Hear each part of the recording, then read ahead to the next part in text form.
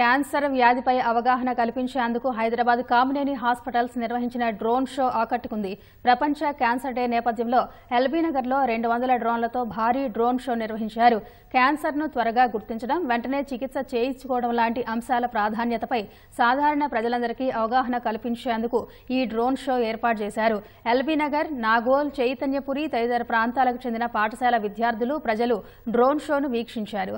Cancer అంటే భయాన్ని ముందు వదిలేయాలని, ఇప్పుడు అధునాతన చికిత్సా పద్ధతులు వచ్చాయని కామినేని ఆసుపత్రుల సీఈఓ గాయత్రీదేవి అన్నారు.